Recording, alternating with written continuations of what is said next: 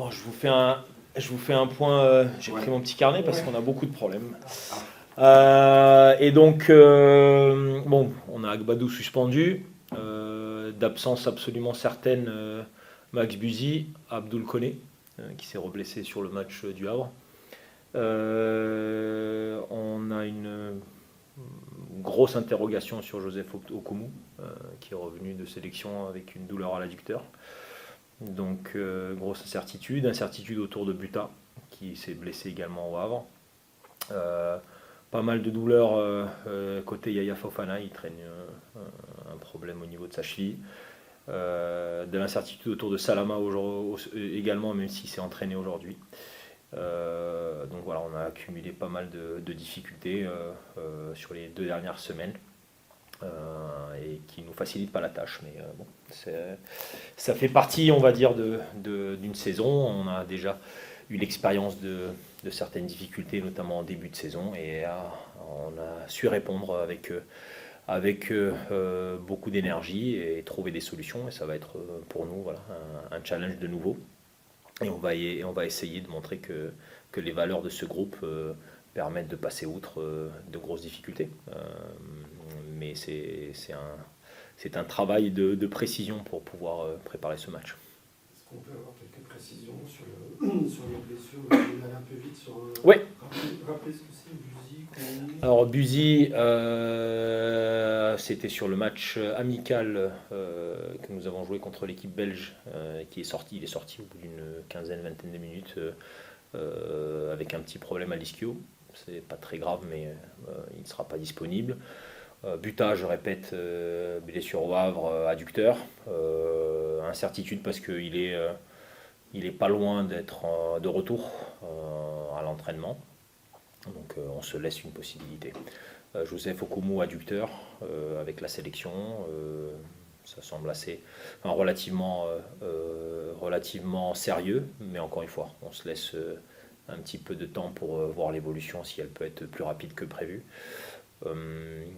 Qu'est-ce que j'ai dit? Abdoul Koné, il a fait la même rechute sur l'ischio qu'il a déjà faite au début de saison et en milieu de préparation. Donc on a un vrai sujet autour de ça. Et son indisponibilité pour lui du coup va être relativement longue, probablement jusqu'à Noël. Comment c'est du coup organisé le retour des internationaux? Parce qu'il y a des internationaux dans la liste que tu viens d'évoquer. Est-ce qu'ils sont rentrés, un retour progressif à gérer pendant la semaine? Quand est-ce qu'ils sont rentrés concrètement? On a eu le dernier retour de Diakité là tout à l'heure à 12h30. Les Japonais sont rentrés aujourd'hui, ça a été au compte-gouttes. Marshall est rentré plus tôt de sélection parce qu'il s'était déjà qualifié, parce qu'il avait une petite gêne musculaire, mais qui est rentré complètement dans l'ordre.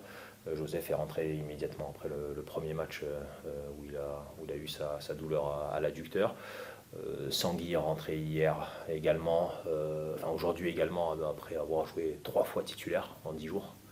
C'est énorme, probablement trop, mais bon, ça s'est bien passé. Il est en bon état médical. Donc voilà, ça s'est réparti. Teddy également rentré hier avec Valentin. Eux sont bien. Donc voilà. C'est des états très différents les uns par rapport aux autres en fonction du temps de jeu, du voyage aussi, de la difficulté dans l'enchaînement.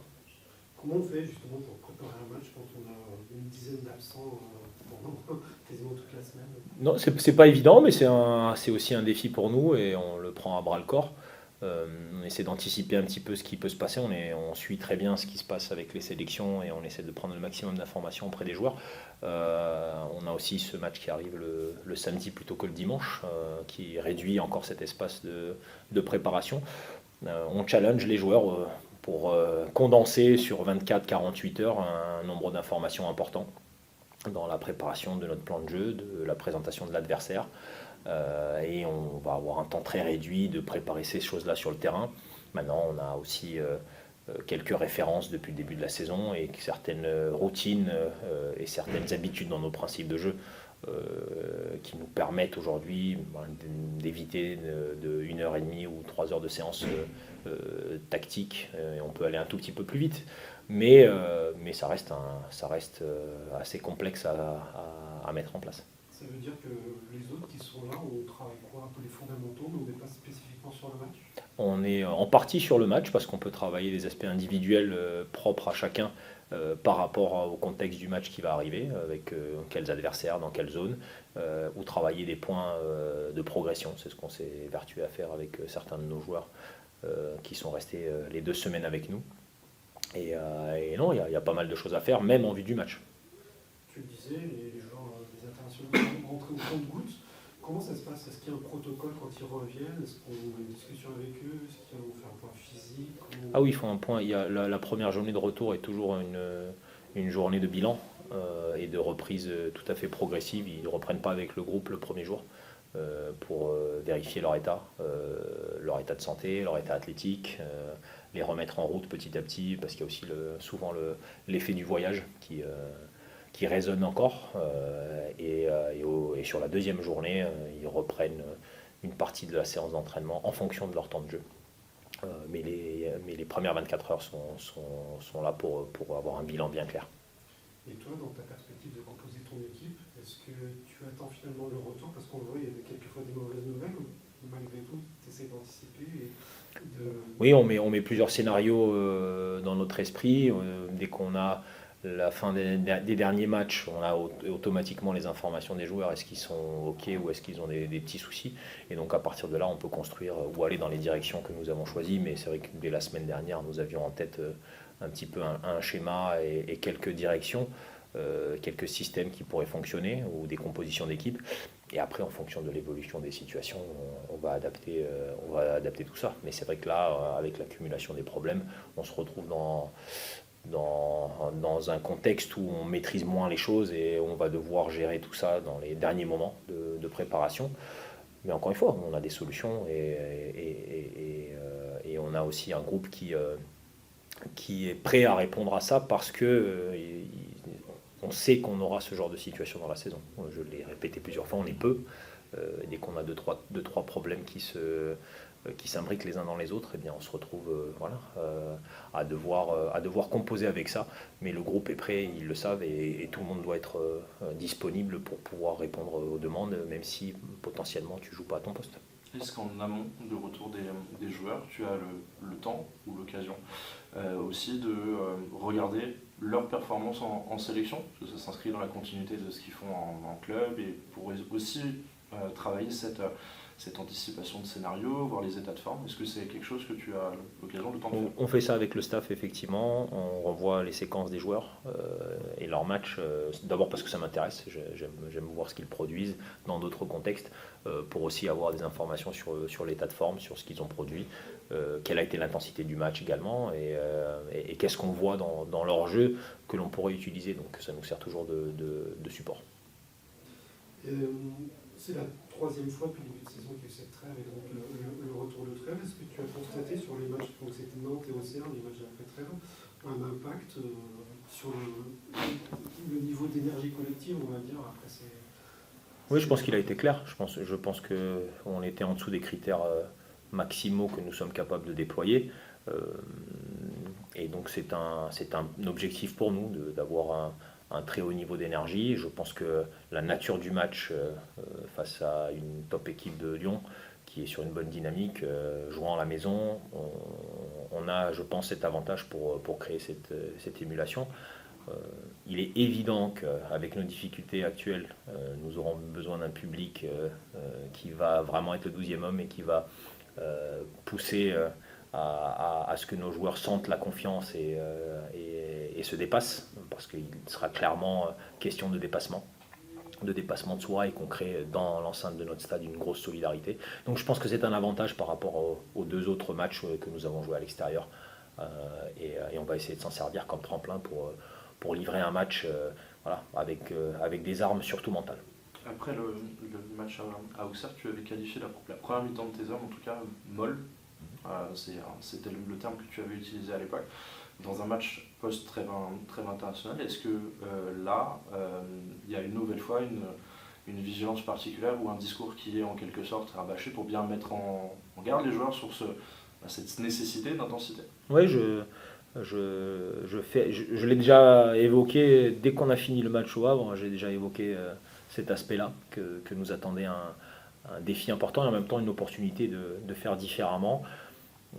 Je pense que même dans une fatigue très haute, le cerveau décide de ce qu'il veut faire. Et quand la fatigue est plus haute, il faut forcer son cerveau à réfléchir différemment et à trouver d'autres ressources, et c'est ce que nous devons faire. L'idée, c'est de s'appuyer sur la bonne réaction que vous avez eue sur le dernier match, avec peut-être un regain de confiance aussi. Oui, certainement. Après, encore une fois, avec les absences nombreuses qui vont être les nôtres, on aura forcément une composition différente. Et malgré tout, une certaine confiance et un certain calme ont été générés par cette victoire au Havre. Voilà, on a eu le sentiment de repartir dans la bonne direction dans pas mal de différentes phases du jeu et même au niveau mental. Et on veut s'en servir. Mais encore une fois, là on est dans un contexte un peu particulier et on va tout faire pour se solidariser autour de ce projet de livrer un match à très haute énergie. Parmi tous les internationaux qui étaient partis pendant cette trêve, on peut peut-être te demander un petit mot sur Valentin, qui était initialement convoqué avec les U20, puis qui a eu le bonheur de vivre une première sélection et un but pour sa première sélection. Voilà, un mot sur ce que tu as pu voir, et puis un mot sur la trajectoire. On avait parlé en début de saison, tu appréciais beaucoup surtout la personnalité et la mentalité que dégageait Valentin. C'est une suite logique de le voir en espoir. Je pense que c'est une suite logique. Je pense qu'il a répondu à ces exigences avec pas mal de brio. Il s'est inséré dans une équipe et puis il a montré ce souci du collectif. Et je pense que on a tout de suite pu voir sur les matchs qu'il a joués, d'abord l'effet sur la performance collective, mais aussi un joueur qui a de la personnalité et qui n'a pas peur du challenge. Parce que c'est un moment quand même relativement important dans une carrière, les premières sélections en espoir, surtout dans une des meilleures équipes au monde de cette génération. Moi, je suis content pour lui. C'est une évolution palier par palier, et ce qui est bien, c'est qu'il ne se pose pas trop de questions. Il est là pour jouer au foot, pour s'entraîner, pour mettre toutes les chances de son côté, et pour l'instant ça se passe bien. Génial. Il faut tout simplement continuer à rester suffisamment humble et comprendre que c'est le travail quotidien qui va lui permettre de franchir ses paliers, de vivre ces moments qui sont malgré tout très plaisants. On regarde cette équipe de Lyon qui a vaincu depuis 6 matchs en championnat. Oui. Très bonne dynamique, très bien coaché, beaucoup de talent, capable de moments vraiment en mode bulldozer. C'est-à-dire on peut avoir 15-20 minutes où il y a vraiment un rouleau compresseur qui s'installe à n'importe quel moment du match. Ils sont, on va dire, jamais vraiment éliminés dans un match, même s'ils sont derrière au score. Donc c'est une équipe qui possède beaucoup de ressources. Ça sera un match extrêmement difficile pour nous. Mais on sait faire. On est capable de répondre dans l'intensité, on est capable de jouer très compact, on est capable aussi sur les ballons de récupération que nous pouvons avoir de faire mal à l'adversaire. Donc j'espère qu'on livrera une grande bataille. Mais l'adversaire regorge de qualité, ils ont beaucoup de choix sur beaucoup de postes et de la créativité pour débloquer des situations. Donc on connaît, nous, la recette pour jouer ce type de rencontre et comment on peut y parvenir. Mais il est évident que les curseurs devront être très très hauts chez chacune de nos individualités et sur l'ensemble de notre collectif. Tu as l'impression que justement ton équipe apprécie ce genre de challenge? On avait contre Paris, on avait à Marseille. Oui, chacun apprécie, je pense, jouer contre de grandes équipes et jouer ce genre de match.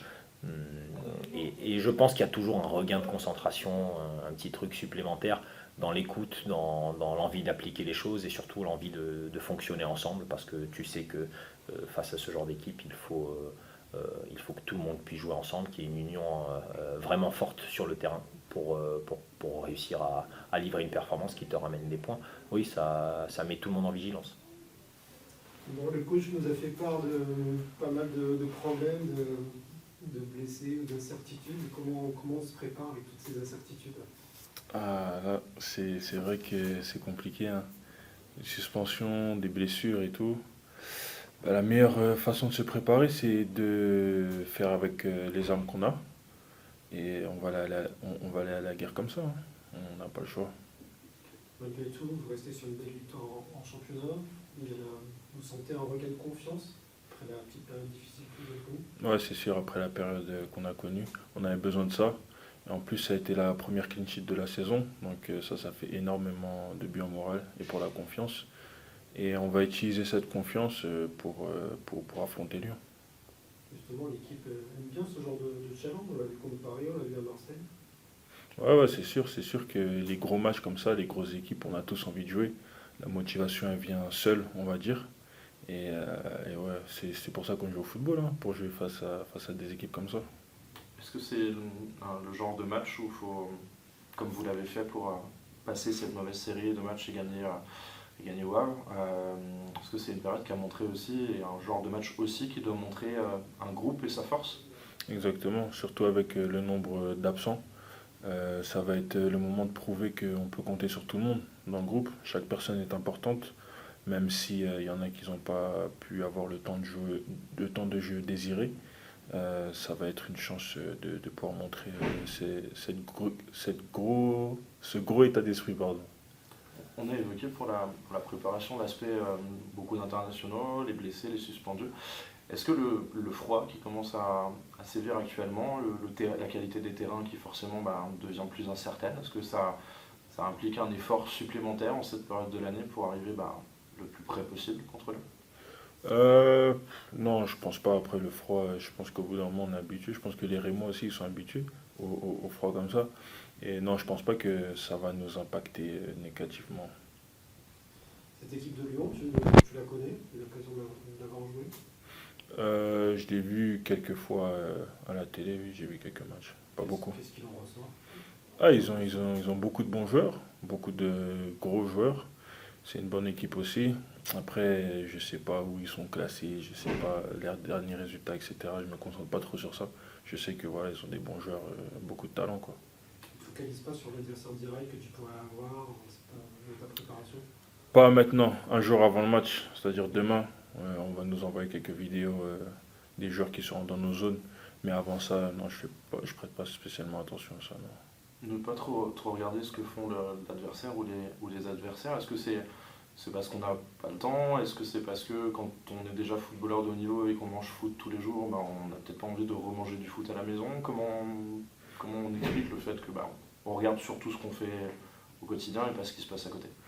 Après, je pense que chacun a sa manière de travailler. Moi, ça, c'est la mienne. Après, pour le collectif, ça c'est plus le staff qui fait ça. Et on est obligé ils sont obligés de regarder l'adversaire. Mais moi, personnellement, c'est pas quelque chose que je fais. Et il y a d'autres joueurs qui préfèrent le faire tout au long de la semaine. Mais moi, personnellement, j'aime pas. C'est pas du genre à regarder les matchs à la maison de l'adversaire que vous allez jouer Non, non. Je me concentre sur moi, c'est tout. À titre perso, comment tu évalues ton début de saison? Ça fait déjà quelques temps, mais l'intégration. Ouais, l'intégration au top, ça s'est super bien passé. Après, j'ai joué quelques matchs, ensuite il y en a d'autres que j'ai pas joué. Comme tous les joueurs, je pense que j'aurais aimé jouer tous les matchs, mais bon, malheureusement, c'est pas possible. Mais voilà, assez satisfait du début de saison pour le moment. Et une grosse concurrence, justement, en défense centrale, comment tu la vis? C'est une bonne concurrence, c'est une concurrence saine. On n'est que trois, mais je pense que le niveau est très élevé. Et le coach, il a des choix difficiles à faire. Et je pense que avoir une concurrence comme ça dans une équipe, c'est très bien aussi. Tu sens que ça t'a déjà fait progresser de côtoyer Agba et Joseph au quotidien, de travailler, de te battre pour jouer contre eux? Ouais, franchement, avoir une concurrence d'un haut niveau, ça peut que te faire progresser parce que tu as envie de jouer, tu as envie de montrer que tu es meilleur que l'un ou que l'autre. Donc à l'entraînement, tu es obligé de te donner à fond tous les jours. Et quand tu te donnes à fond, tu progresses forcément. Est-ce que tu sens, toi, déjà, depuis que tu es là, que la palette, elle s'est élargie, que tu te sens déjà progresser? Un petit peu, après, moi je suis plus je trouve que je progresse plus en match, en enchaînant les matchs. C'est là que je peux tirer le meilleur de moi-même. Et je pense que quand j'aurai enchaîné un certain nombre de matchs, je pense que là je sentirai vraiment que je suis parti, quoi. On avait parlé après Angers du plaisir que tu avais ressenti de faire une passe décisive, de remplir la colonne statistique. C'est aussi important aujourd'hui pour se donner toutes les chances de jouer, d'être aussi pas seulement un défenseur, mais aussi un joueur qui pèse dans le jeu de l'équipe, mais qui est aussi capable de marquer ou de faire des passes D? Ouais, c'est super important. C'est super important, surtout les défenseurs modernes, ils ont beaucoup plus de stats offensives. Et c'est un objectif que je me mets à moi personnellement. Et je pense que si à certains matchs j'arrive à être décisif, ça augmentera mes chances de jeu pour les prochains matchs aussi. C'est pas du genre c'est pas du genre en revanche à se fixer, en dire cette saison il faut que je marque tant de buts ou que je fasse tant de passes D, ça doit pas être une obsession mais un objectif. Ouais, plus un objectif. Après, moi, j'essaye de faire mieux que la saison dernière. Moi, la saison dernière, c'était pas élevé, c'était peut-être 3 je pense. Et il faut que je fasse minimum 3 cette saison. Et c'est comme ça que j'ai fait les saisons d'avant. Comment tu le trouves ce championnat de Ligue 1? Bien, techniquement bien. Après, l'intensité comparée à l'Angleterre, c'est un peu plus bas. Je pense que je m'attendais à ça aussi. Mais sinon, j'aime bien. Ouais. Le coach disait juste avant que le public allait être important ce week-end. Est-ce que vous êtes aussi animé par l'envie vous avez regagné à l'extérieur, de regagner à la maison ou de faire une performance pleine à la maison? Et puis, si tu avais envie de dire quelque chose aux supporters pour leur donner envie de venir au match, qu'est-ce que tu leur dirais? Qu'est-ce que je leur dirais? S'il vous plaît, venez, on a énormément besoin de vous, de votre soutien. Mais de toute façon, à chaque fois qu'on a joué à domicile, ils ont été présents et ça s'est ressenti. Quand on joue, on entend les supporters, même on regarde un peu, tu vois, des gens torse nu, tout ça. Même quand il fait froid, tu te dis, ah ouais, ils sont vraiment passionnés et ça fait chaud au cœur. Il y a cette envie du coup de leur rendre l'appareil. Ouais, exactement. Ouais. Quand on voit qu'il y a plusieurs absents, mais notamment en défense, est-ce que ça veut dire qu'il y aura davantage de leadership peut-être à prendre de ta part? Ouais, parce que je pense que je serai le joueur avec le plus d'expérience, je pense, en défense. Et forcément, je devrais monter un peu plus mon côté de leader pour pouvoir porter un peu plus la défense. Et je vais le faire du mieux que je peux, ouais. C'est un truc qui te plaît? Oui, bien sûr. Bon, c'est pas super naturel chez moi, mais ces dernières années, je me suis un peu efforcé de le faire. Et ça devient de plus en plus naturel, donc voilà.